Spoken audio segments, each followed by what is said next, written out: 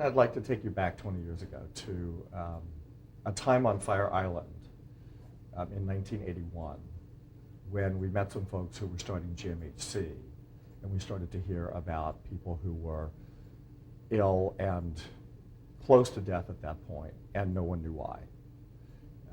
As the summer ended and as we came back in the fall to Los Angeles, my doctor, Joel Weissman, had already been involved in testing some people for pneumocystis, which was completely unexplained. So there was something going on at that point, primarily in the gay community or solely in the gay community in Los Angeles. And there were no answers and there was no place to go for an answer. There wasn't even a hotline to call. So a few of my friends, the people that were on Fire Island primarily, and had met people who were sick and cared for them over the summer, sort of grouped together, decided to raise money, which was the only thing we knew how to do at that point in time. Throw a party, raise some money, and open a hotline so that at least if people were scared and didn't know what was happening and their doctor didn't know what was happening, they'd have a place to call where we could give them some support.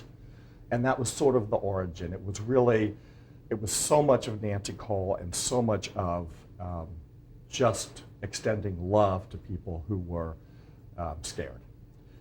Subsequently, I mean, very shortly after that, the numbers started. A lot of people started becoming ill.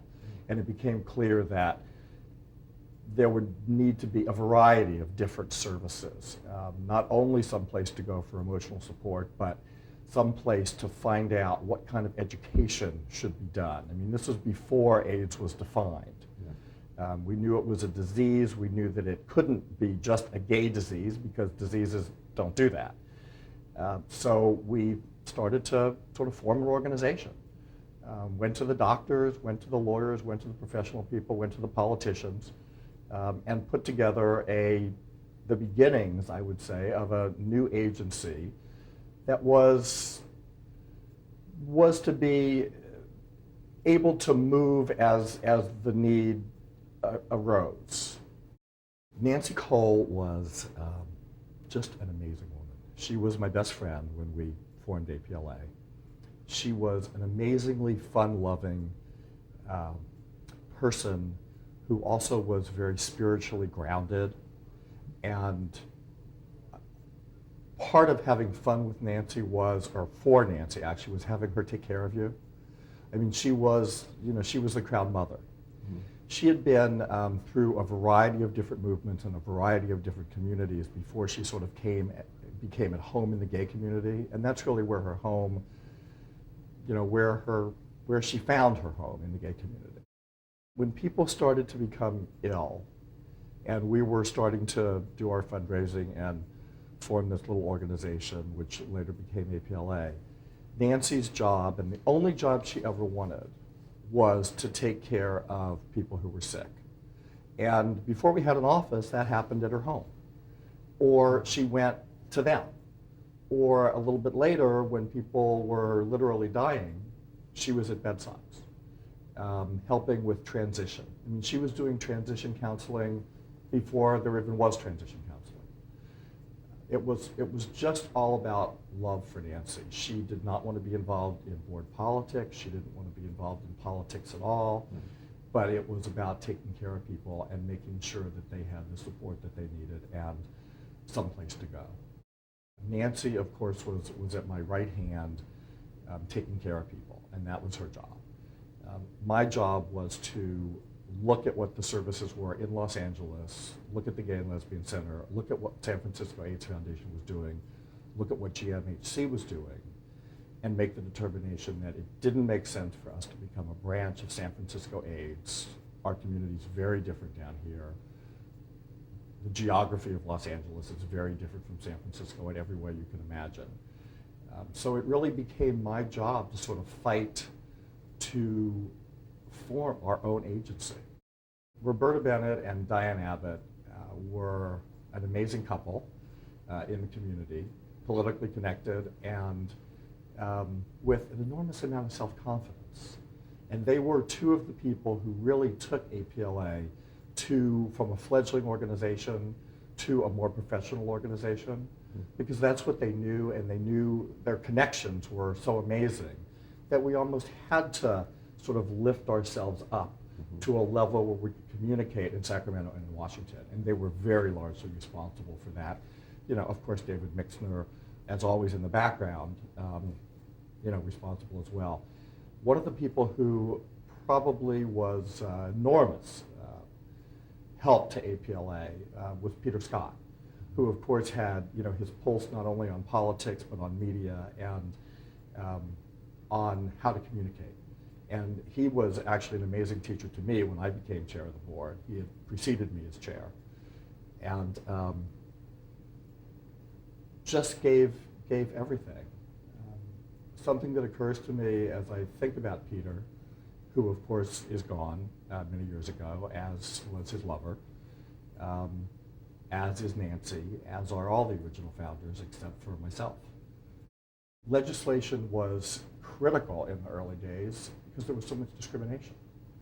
So it was our job, or at least I felt it was our job, as the only major AIDS agency in Los Angeles in the early 80s, to really step up to the plate and start to make connections in Sacramento and in Washington.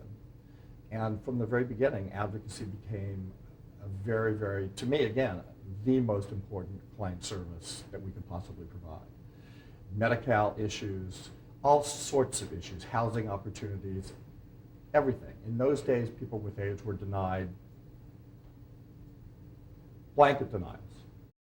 In California, we early on opened an office in Sacramento and started working on Medi-Cal waiver legislation before anybody had even heard of what that meant. We were instrumental, I in particular was instrumental with the folks at GMHC, Paul Popham namely, in forming the AIDS Action Council in Washington, D.C. The AIDS Action Council still exists, represents I don't know how many agencies nationwide, and is the main lobbying arm for AIDS activism. Done an incredible job with Ryan White funding, with all the funding out of Congress. Early on, our job was to help people die. When drugs came into play in the late 80s, it became our job to help people live, and live fully, and live absolutely normal lives. You know, there are lots of diseases that are manageable, as AIDS is on its way to becoming a manageable disease. I was, of course, diagnosed early on, and as I was watching so many of my friends die, get sick, struggle, all of that, it was critical for me to continue to do all I could do to help. I wasn't very good with hands-on care. I was really good with organizational stuff and planning and building an agency and fundraising. That was how I could contribute, and that's what I did. When my co-founder Nancy Cole died in 1986 or 7, I had been working for 4 or 5 years at that point, daily, hours daily, with APLA in building the agency. And I was winding down at that point, but when she died, I felt something happened to me, and I felt as if I needed to carry on for both of us. She was so dear to me. I mean, she was the person that I've loved, other than my partner, most in the world. And so I became the board chair in the late 80s, and it reinvigorated what I wanted to do. It was also a way for me to fight the disease in myself.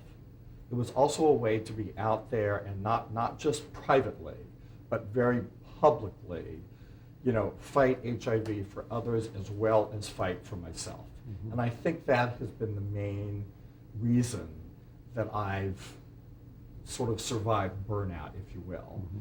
And there are many times, because I've been very lucky with the disease, although I've had a variety of illnesses, but there are many times that I've felt that my work, my involvement, has been such a important reason for being alive that I am still alive. So I'm not about to give that